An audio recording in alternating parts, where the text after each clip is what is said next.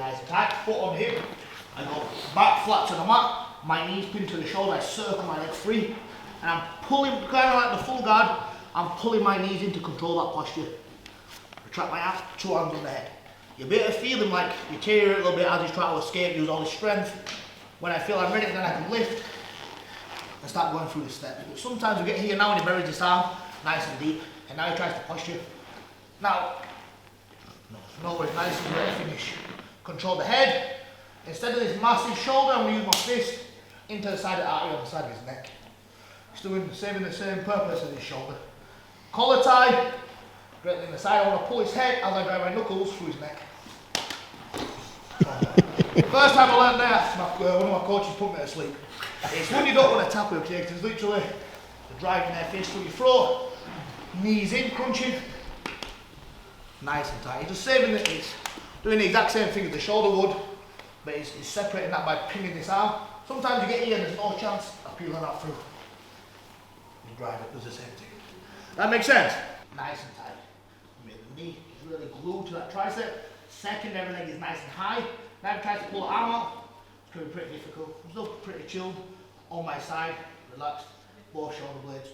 Make sure you can see your partner here, all that wax there. Here, pin it, I go over. Once you're doing an arm bar from the bottom, never cross your feet, it releases a lot of pressure off your partner's neck, and then they can start stacking. So make sure your calf goes nice and high on the crown, really stamp his head towards the mat. Kind of like making him kiss the mat from here. Both feet try to touch. 1, 2, then I can finish the arm bar from there. But we're getting really tight with a pinch of the knees. So from here we're doing the exact same transition. We're going for the triangle.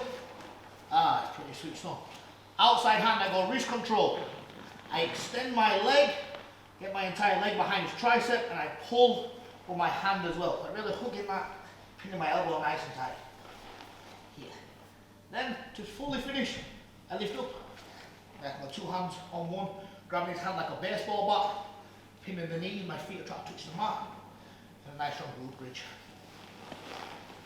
Where people go wrong, they pull the arm through, and they kind of circle back to full guard, which we don't want. When you drill it for the first time, you might end up in full guard. So the main thing is keep the angle here. Let's take your time fighting that hand, and then maintain that outside knee pin of his shoulder. If you're not flexible and you're struggling, I can frame with my outside hand, calf, nice and high in the ground. Now, good thing is, Marvis is pretty switched on. He might be hugging his leg for dear life. And now, yes, it's here nice and tight. Now what we've just done, the arm bar, the triangle, it's not going to work at this particular moment. But we've got our top leg to start attacking now. So really controlling that posture, so like we've been doing, pinning the knee. My free hand is important.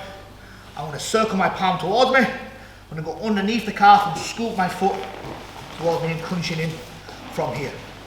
I want to slip my shin underneath his chin. And then what I like to do, I like to interlace my toes and my fingers. I started doing this because I've got a bad foot, and then the first defense is I'm going to grab my foot.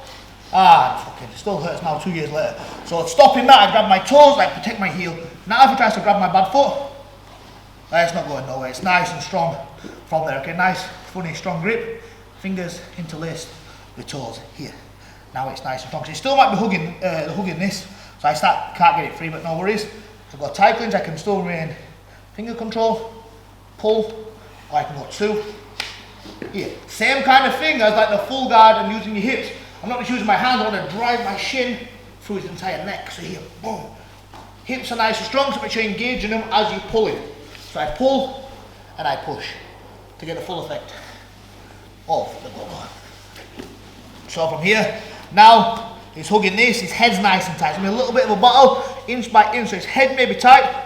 Free hand, I use my forearm just to open up his neck. Palm turned towards me, underneath the calf. Scoot it from here. Once that shin goes underneath his chin, I crunch in nice and tight. Very important, I'm still keeping this 90-degree angle in the arm, so I'm crunching in. If you can escape this, you might escape. Here. Toes, reinforce my foot. If he tries to escape now, tries to peel that off, nice and strong position from here. So I can finish. Or, if he gets desperate and tries to peel this foot and he opens his space, I can turn it like a triangle. So I go foot into knee pit, Now my entire secondary leg blocks his shin from me being moved. So if he tries to push, he's not going to go nowhere. And I go chilling on my back from there.